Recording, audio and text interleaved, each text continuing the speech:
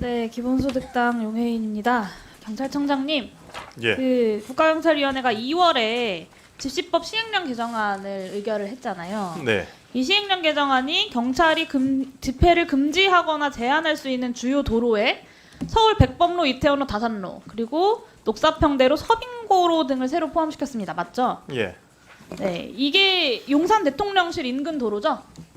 다가 그렇진 않고 그 중에 말씀 언급하신 중에 일부가 그렇습니다. 네. 그러니까 결국 이번 시행령 개정안은 대통령실 인근 도로에서의 집회를 경찰이 교통소통을 이유로 이용을 금지할 수 있는 근거가 되는 겁니다. 맞죠? 뭐 일부는 그렇습니다. 네. 교통불편이라는 것을 판단하는 근거가 뭔가요? 경찰이?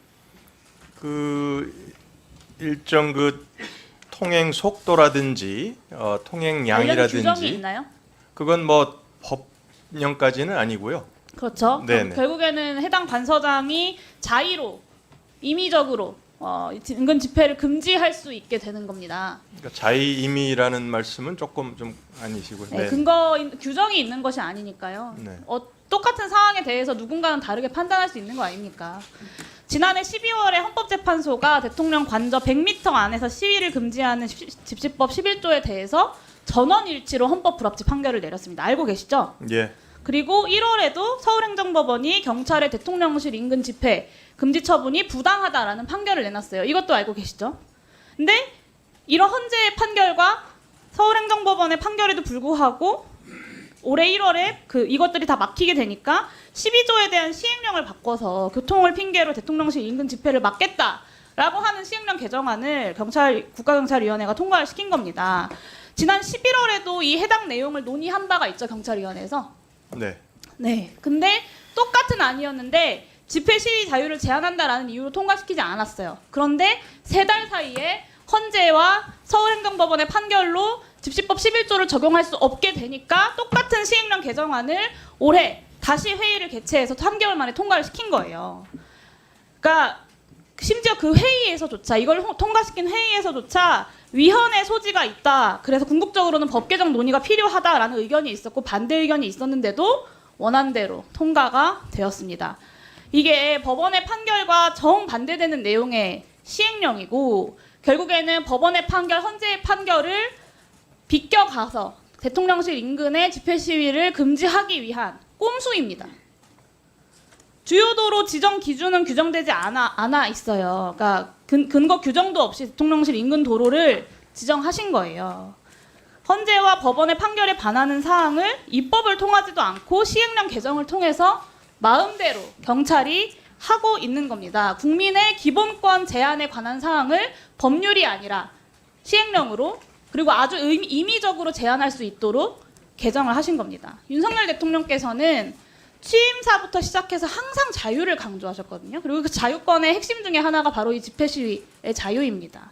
그런데 이거를 자의적으로 제한하는 시행령을 경찰에서 만든 겁니다. 저는 이런 막가파식 시행령 통치를 국회가 바로잡지 못한다면 입법기관으로서의 어떤 자부심에 당연히 문제가 생길 수밖에 없다고 생각하고요. 아까 우리 존경하는 조홍천 의원님께서 국회법 98조의 2 말씀하셨는데 저는 이 해당 사안을 우리 상임위가 법률에 위반되는지를 검토해야 된다고 생각합니다. 지난 집시법 11조 개정안 우리 행안위에서 통과시킨 것 역시 법사위에서 위헌 우려 때문에 계류 중이고 이번 집시법 개정안도 마찬가지 취지에서 저는 위헌의 소지가 굉장히 다분하다고 보여지는데요.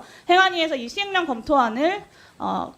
개정안을 검토해서 의견을 정부에 보내야 한다고 생각합니다. 그래서 양당 간사님들께 관련된 논의를 해주시기를 요청드립니다. 그리고 행정안전부에게 재난안전관리기본법에 대해서 좀 말씀드릴게요. 지난 회의 때 건의사항을 임의문서로 만들어서 제출한 거 말씀드렸어요. 그런데 이번에 이 재난 및 안전관리기본법을 정부안으로 제출을 하셨는데 저는 이게 임의문서 사태의 법안 버전이다. 이렇게 생각해요.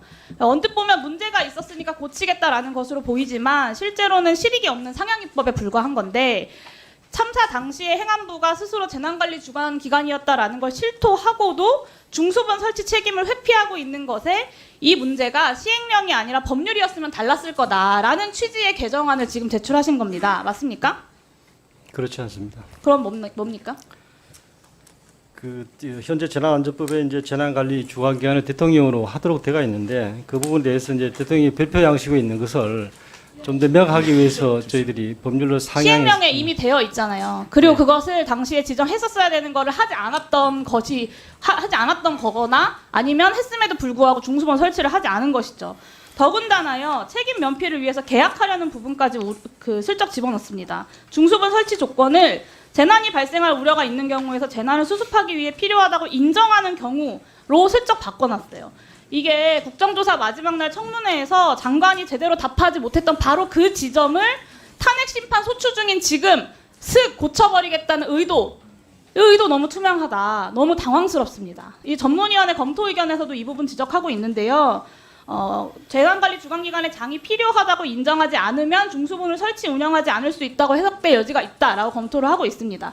저는 이 개정안이 비전문가, 아마추어도 재난 대응을 할 수 있게 시스템을 갖춰놨더니 다시 개인에게 그리고 무능한 사람에게 이런 재량을 열어줬을 때 어떤 참사가 발생할지 정말 굉장히 크게 우려스럽고요.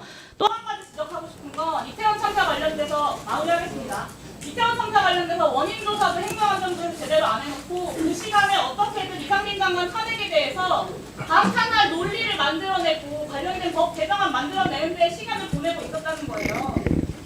저는 이거는 정말 그냥 국회가 그냥 넘어갈 부분은 아니라고 생각하고요. 이후에 행안위에서 관련 법안 심의할 때 존경하는 선배 동료 의원님들께서